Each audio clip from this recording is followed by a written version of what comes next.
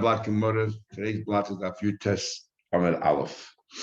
Gemara begins. We're now going to analyze the last thing we learned.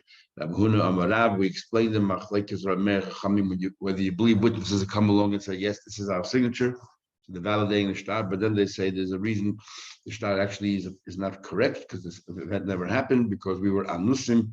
Rameh said we don't believe them because once they validate the shtar, there's no longer a migu anymore because the shtar, and the one explanation of the Shonim, Matay the shtar was good anyway. So only the Rabbanim we need to validate it. Once they validated it, there's no longer migu. They could have said it's a false shtar, and therefore whatever they say afterwards is separate argument altogether. They want to say if it paid or that we never, if it was never proper, if they say there was never a proper shtar, anything else, it doesn't work because the shtar has already been validated. So you kind of contradict the validation. So we're going to talk about what Abuna said. Abuna said that once you're moided, if the Leva himself is moided that the shtar is a correct shtar, then you no longer need to validate it. The shtar is 100% good, and the Leva no longer has a migui to say, oh, I paid it, and he could have said it was a false shtar. The moment you said it's a validated shtar, that's it, it's over. Gufa, let's analyze that. The Rav said that once the Lev himself admits that the shtar was a correct shtar, in tzarech l'kaimai, you no longer have to validate the shtar. The shtar now is muhzik.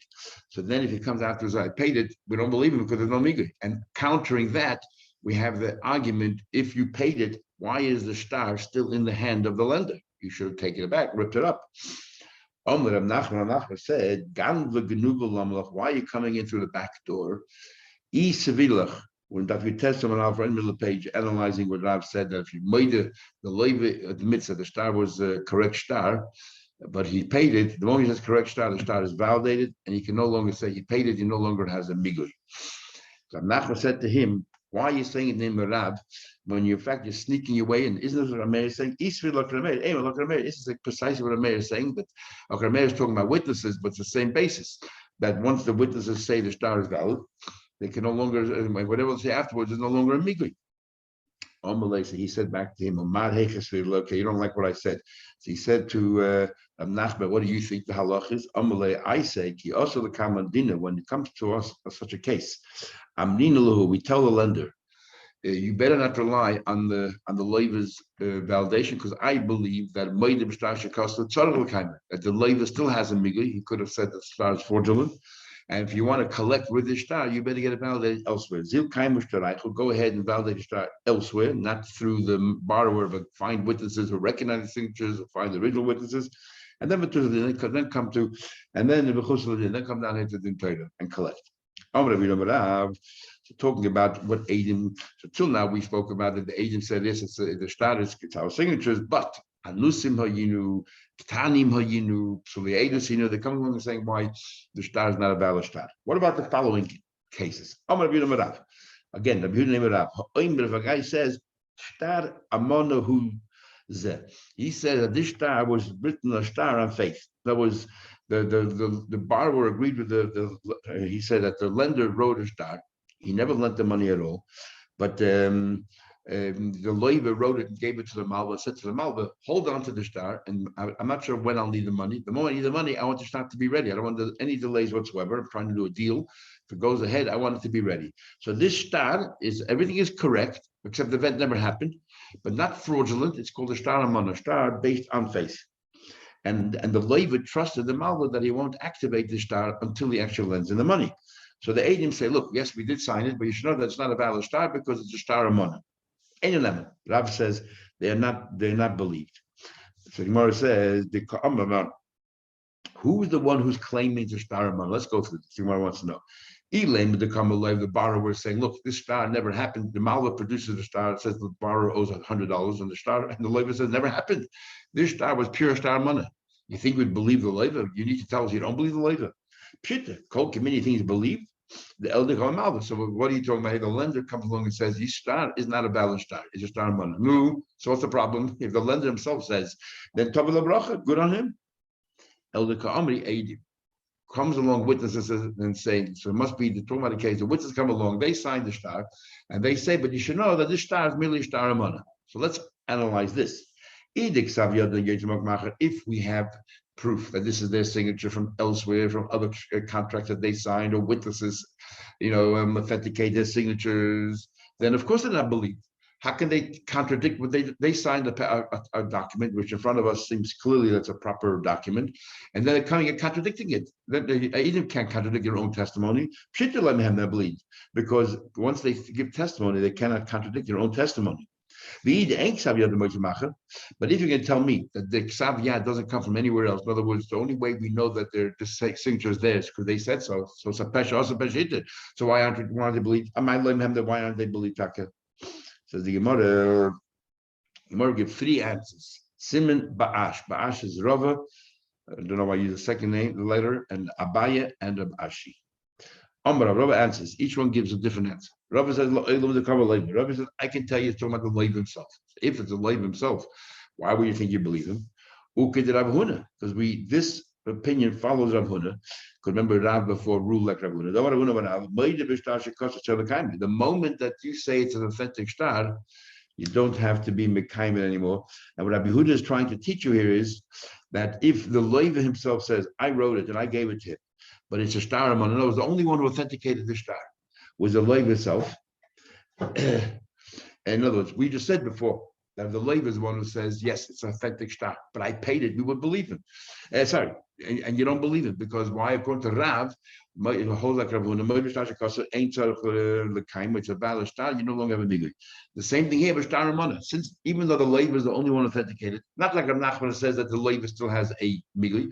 And this case is very similar to the other case. In other words, according to Rav, not only Paraiti, we don't believe the Levi, but also if he says Amana, we don't believe the Levi, because even though you think he has a migli, once he said the star is a valid star, that's it.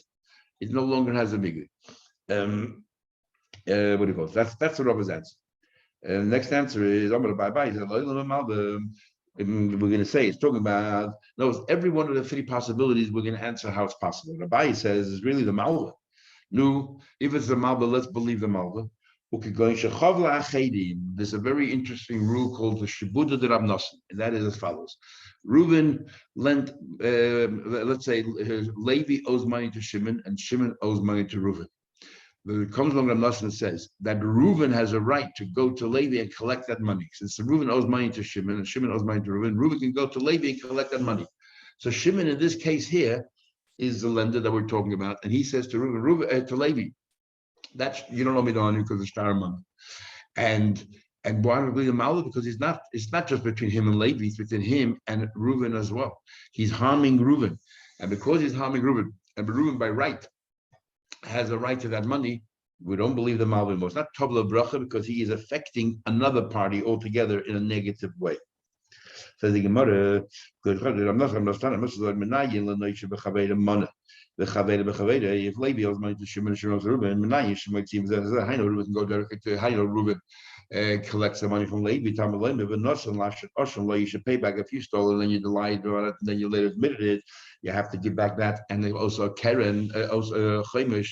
And who do you give it to? You give it to Nasi. You should give it to the one who ultimately it belongs to. What does that mean? Obviously, the one you stole from. It means that if that person owed money to somebody else, it goes to that other person. And if you how to understand it is the pshat that the Levi now takes the place of Shimon, and Reuben therefore it's as if Reuben lent the money directly to Levi, which means that Reuben goes directly to Levi to collect the money, or no, Reuben owes the money to Shimon, and since Shimon is indebted to Reuben, all the things that Shimon owns belongs to Reuben, including the debt that Levi has to Shimon. Machlekes is whether Reuben has a right physically to go to Levi collect the money, or he goes to Shimon and says, Shimon, get me Levi's money and bring it to me. Does Levi step into Shimon's shoes or not? Another argument is, can Shimon be Meichel Levi on his chayv? Can Shimon turn around and say to Levi, you know what, the $100 you owe me, I'm Meichel you. If the pshat is that Levi takes the place of Shimon, that means that the Reuben deals directly with Levi, and the Shimon has no right anymore to intervene. If you learn that Levi does not take the place of Shimon, rather that Levi is still Levi owes money to Shimon, and Shimon owes to Reuben, but the law is that the Reuben has a right to force Shimon to get the money from Levi. If Shimon is Meichelim, he's Meichelim. The Shibud is still between Levi and Shimon. So the big machlek is a shayim in that. And part of that has to do with the whole idea of mechirish doris. You know, you could onsell your loan contract. And if you answer your loan contract, the din is you answer your loan contract, and then you turn around and you moichel the guy you sold it, the vendor, turns around as moichel the original loan is that he can't be moichel. What's the logic in that? Didn't he sell the loan? He's no longer involved. So one opinion is because the idea of selling a loan is only the rabbanon. But you cannot sell a loan, and therefore because only the rabbanon, he owes the money still to you. But Shibud the Rav Nosson is Mahatayra. So therefore over there you could be Meichel, but Shibud Rav Nosson you cannot be Meichel because the Torah says that Reuven now has a right to lay. As we bring from a passage, when Nosson Asher Ashon lay. Others over there also is Mahatayra. But even those Mahatayra, all you're able to sell is the Shibud on the assets. You cannot sell the Shibud Haguf. When you lend money to somebody, he personally owes you the money, plus his assets, the lien on his assets. What can I sell? What's tradable? The lien on the assets, but not the lien on the goof. And the same thing here, Shibud Rav Nosson. So the lien on the assets of Levi goes now to Reuven, but the Shibud of the goof, he owes the money physically. He owes it to Shimon, and therefore Shimon can still meichel. And once Shimon's meichel the Shibud of goof, the lien on the assets falls away. Anyways, a whole interesting discussion about Shibud Rav Nosson. Let's continue. Anyway, that's why the Malva cannot say no. Now Rashi comes along, and I'll say the third option. The witnesses. With the Enksav Yodam Yetzimok Mach, we're talking about witnesses, and the only way we know the star is valid is by the witnesses themselves.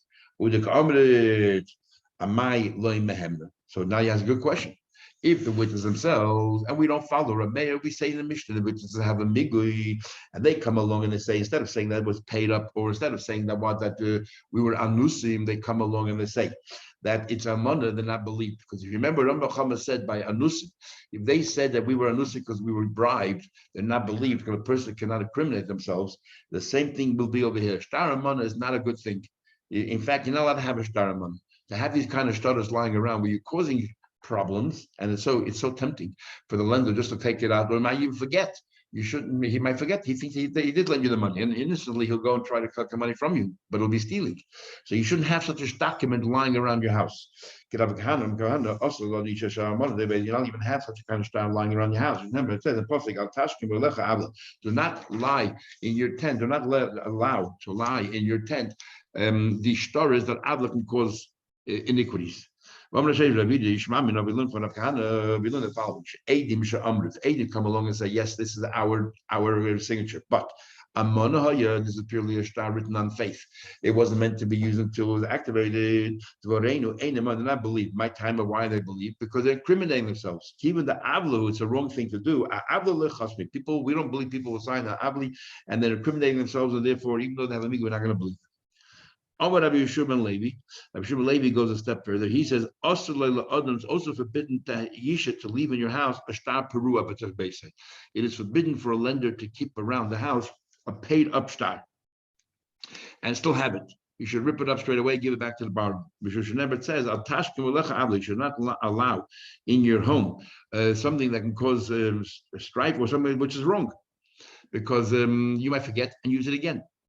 The Marava Mashmei Rav, in the West, in Israel, they said name Rav. They said not the following pasuk: Im oven biyodecha. If you have something wrong in your house, harchikeyu, you should distance yourself from it. That's referring to a star amana. That's referring to a star amana and a star pasim. Star pasim was interesting. Somebody wanted to get a loan at the bank. Today it would be called illegal. Someone wants to get a loan to the bank. So he wants to show the bank that he has assets. So he asks a friend of his, do me a favor, write a contract that you owe me $100. Of course, I'll never use it. I just want to show the bank, look how wealthy I am. I lend this guy money, I lend that guy money. It's called a star pasim or star piyusim, a star where you're matthias, you are appeasing somebody. So you want the bank to give you the money thinking that you're a very wealthy person. So you're not allowed to have such a star in your house because the guy, you might then end up using it. You might forget, or worse. What should you keep in your home? And the avla is a star perua, paid up star. Don't keep it in your house. Now, why are we separating two parts of the pasuk? Oven sounds like it was false from the beginning. A star pasim was false from the beginning. It never happened. Star amana was false from the beginning. Right? It never happened. You wrote a star as if it happened, but never happened. That's terrible. A star perua was a legitimate star initially, but it was paid up. So it's not so bad. It's just an avla. But even that is wrong. You shouldn't have it in your house, because once it's paid up, get rid of it. Says the Gemara, the one who says that what? That a star perua, you shouldn't keep in your house close to a star man. Surely a star mana, which is illegitimate. See, star peru is legitimate. And mandam star mana, but the one who said the star mana, the one who said, but a star money shouldn't in your house. Star peru, you could have in your house. Why? The zimnin the marshal pishtitis. If somebody have a good reason why you're holding it in your house, and that is something. When you give a loan to somebody, you have to write document and everything else. It's the borrower has to pay the costs. Has to pay the cost of the loan. So what if the borrower paid you back the loan, but didn't pay the cost for the star? So you're going to hold on to the star as leverage against the borrower and say you better pay up the seifert, otherwise I'm keeping the star. And the borrower definitely doesn't want the star hanging around because one day, in 5-10 years, who's going to remember? He'll come and collect again. So therefore, when he holds the star peru, is not a bad thing to have. Think about it further. Eat more we learned. So therefore, even if he keeps other stars, we cannot say it's a really bad thing because sometimes it's legitimate. Itma, we learned Sefer Shein and Muga. We learned if you have a Sefer Torah that has not been edited properly, you're not allowed to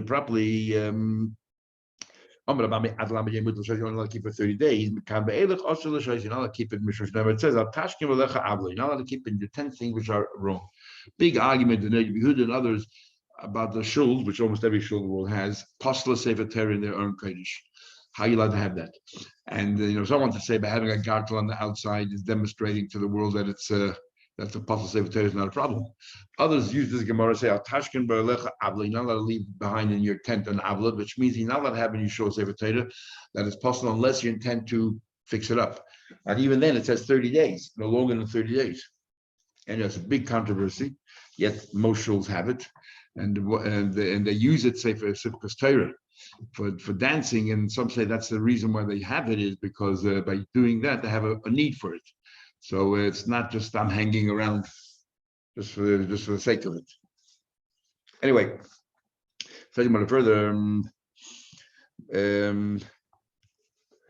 Nachman said, "Eidim she'amru amani dorein." So they come along and say that this star was purely a star of faith. Einem manim. They're not believed. Again, because they're contradicting what they signed. They signed a star that sounds legitimate, that their money was, they said, we saw Reuben lend Shimon $100. They come along and say, but it never happened. They're contradicting their testimony. They're not believed. But and the machlek is whether even if the only way we know that it's true is from them, they're still not believed. Because Moed V'Shtar Shekasva ain't tzarech l'kanver. However, if they come along and say, that which means a moidah is when let's say it was a sale. It was a sale, and the Eidim say that Reuben had to sell the star to Shimon. Reuben had to sell the property to Shimon, and because they pointed a gun on his head, they forced him to sell the property. So we did him a favor by signing the star. He showed us the moidah. He showed us the kind of leverage or pressure they put on him and why he went through the motion, but he never meant it. He gave us called Moisa moidah. He gave us an acknowledgement, a notification before we signed the star. We went ahead and signed the star. We had a right to write the star, even though the sale was a furphy. We had a right to sign the star because to save him. Otherwise, he'd be whatever the consequence would be. So in that case, the witnesses are believed. Sorry, we'll see in a minute. Nachman says ain't money. However, Ma'abar Rashi says a money that you're right ain't money, but ain't money. When it comes to Moidah, they will be believed. Now, what's the difference? The difference is high nitin lekasev, high lo nitin lekasev. In the case of the money, he had no right to write it. You had no right to write a star that you saw money being lent when it never happened, and you lie that what the Malva will not use the star unless one day he actually lends the money. That is wrong. However, when it comes to a star moidah, you need to help this guy out, and therefore they had the right to proceed and go through the motions of writing and start everything else as if this person made a sale, but they already knew that the sale was a forced sale and he never intended to sell. But Rabbi asked an interesting question.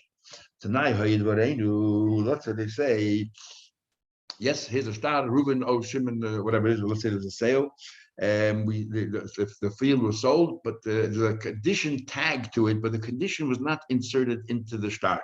So the star seems to be saying it's a sale, open-ended sale, there's no conditions attached. Reuben sold the field to Shimon.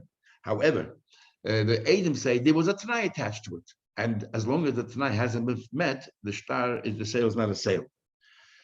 The question is, how do we view it tonight?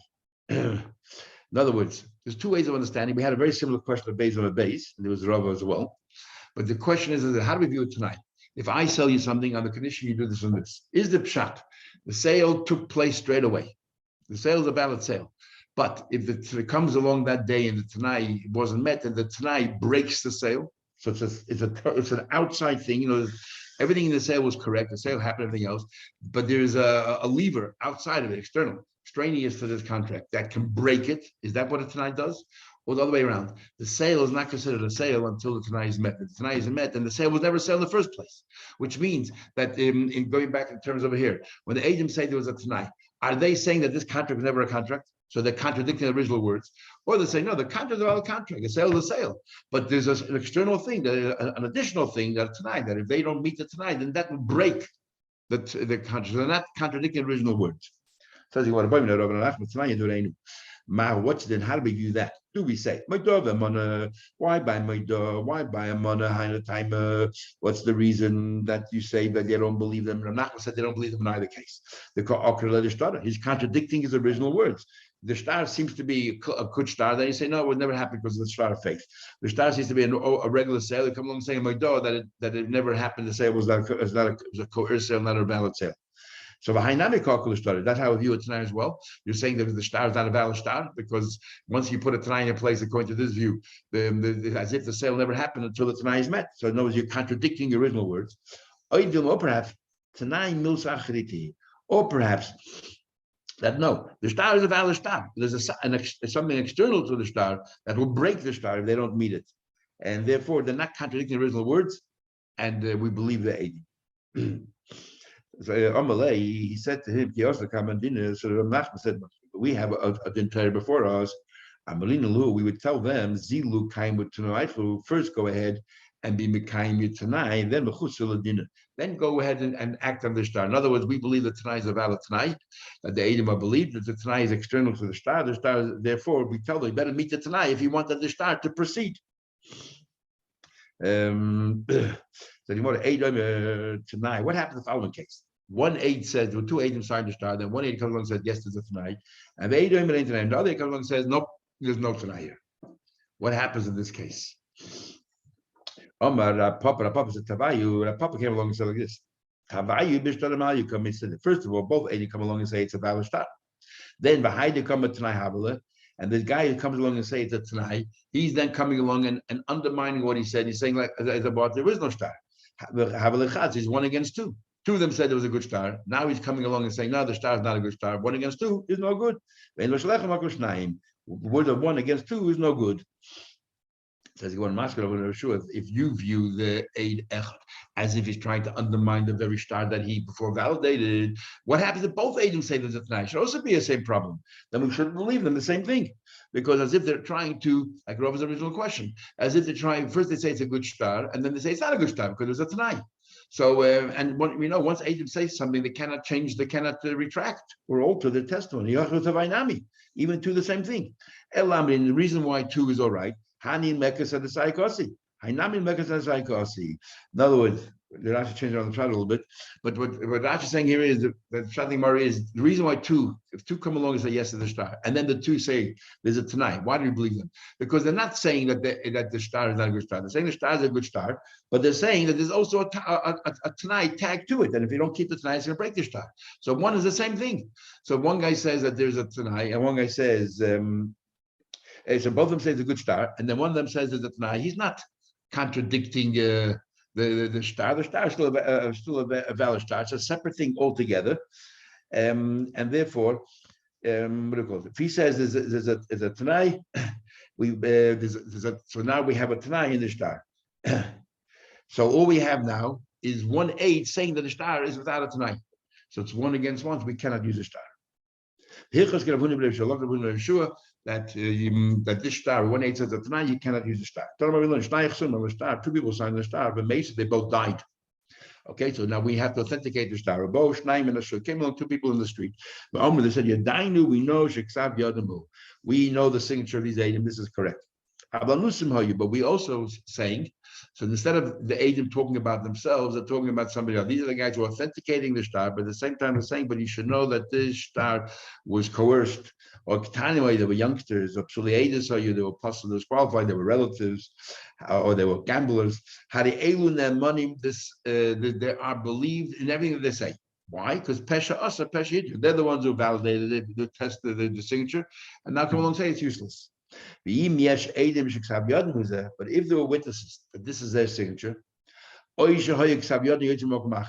happens? We don't need these two witnesses to authenticate the star. We have other witnesses, or we have another star that they once signed that was questioned and the Bezdin validated. So we have now in Bezdin a facsimile of their signatures.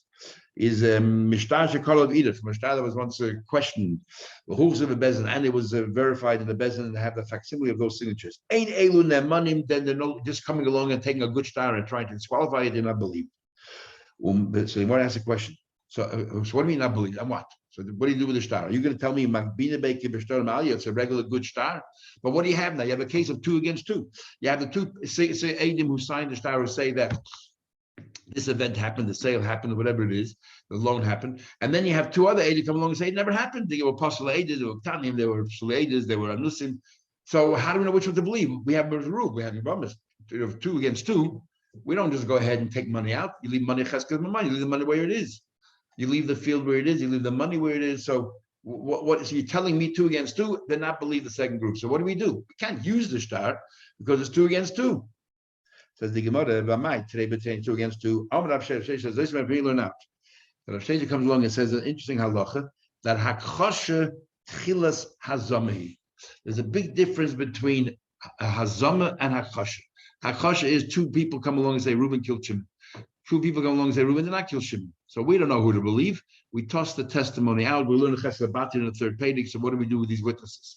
Are they believe in the future or not? But the bottom line is we don't know what we're telling the truth because they're talking about the incident. They're talking about an event. Some say it happened. Some say it didn't happen. We, the Bezdin, are now left confused. So nothing happens.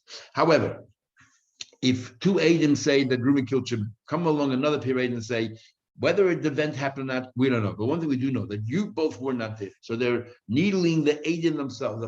They're disqualifying the Eidim themselves. And the Eidim cannot defend themselves because it's about themselves. In that case, the din is we always believe the second pair. We believe the Hazama. So we're saying over here that Hakchosha is, in one respect, has a din like Hazama. Every Hazama starts off with Hakchosha. So it's 2 against 2. So Hakchosha has one similarity to Hazama. In which way? That you need the Eidim, just like about Hazama. If you want to find the Eidim liars and say you weren't there at the time, you have to save that testimony while these Eidim are present. So Hakchosha, the same thing. That you want to be machish the Eidim, you want to contradict the Eidim the original Eidim have to be present, and you come along and you contradict what they're saying. But over here, the Eidim who signed the star are dead. And because the Eidim, so I remember the Eidim who signed the star as if they're in front of us. But now that they're dead. So therefore, the Eidim are not present. And just like by Hazama, you need the Eidim to be present, by Hakchosha as well. And that's why in this case over here, the second pair are not believed at all. So the Gemara, Hakchosha tchilas Hazama. Shame. Just like She'im Mazim Eidim, just like you cannot find by Hazama the Eidim liars, and then unless they're standing right in front of you. Because remember, you have to punish them or something, so they have to be present. And whenever you punish somebody, it says, well, who are the balav? You have to punish them or testify against them while the owner is still there. Is kach likewise, if you want to cancel the testimony, ella b'fneim, only if they're present. The rabbis come to Rav Nachman, I don't understand. Oh, Rav Nachman, I don't understand. Ilu have come on, let's say they would have been present. And the second pair comes along and contradicts the first pair and says, you say that the field was sold, we say that it was never sold. What would the din be then? If they were standing in front of us, having a chosha would have been a valid contradiction, and we would throw the whole testimony out. We would say today against today, we won't use the star, we won't do anything, leave things the way they are, status quo. We would listen to the first group. We would say, look, it's contradictory. Is the whole testimony around the court. Nu hasha the less nu. Let's say the Eidim are not here, they're dead. So what? The ilu have the come on. And there's a possibility if they would have been standing in front of us. There's 2 possibilities. They would have maintained their testimony, so we would have thrown the whole case out of court. But there's also a possibility that if they see other agent coming along and contradicting them, they might say, oh yeah, maybe we made a mistake. They might have conceded the point to the second pair of agent. Maybe they would have been maida. So maybe in this case, in Mehemla, we should believe the second group. Maybe we should believe the second group. And maybe we shouldn't use the star. Elam Ranachman. This is what we do. Okay, you want to know what we do the star? It's 2 against 2. And what do we do against 2 against 2? Leave things status quo. You leave things the way they are. You leave things the way they are. We have a suffix, you leave things the way they are. So what's the point of keeping the star there? Which means that the property never sold. Reuben never owes the money to Shimon. Reuben has the money in his pocket right now. Leave it there. So what's the point of having a document that you cannot use? So the big machlekes in Rashi takes it. Rashi holds as a point, because Rashi holds tfisa la'acha shenoila suffix is a valid tfisa. The Rashi holds that if now the lender one day walks by the house of and sees next in front of the house something of value and seizes it, we're not going to take it back from the lender. So just like we don't take it away from the borrower, because maybe since the money is sitting there, maybe it's his, we don't know whose it is. If now the lender seized it, we'll say, well, maybe it's the lender's, because we don't know which set of witnesses are correct. So leave it there. So, and Rashi holds that even though this tfisa, this seizure took place after we already had a suffix, we don't know if the star is legitimate or not, it's a valid tfisa. Tosha says that tfisa only works as long as there was no suffix. The moment there was a suffix, tfisa no longer works. We'll talk about it more tomorrow. Have a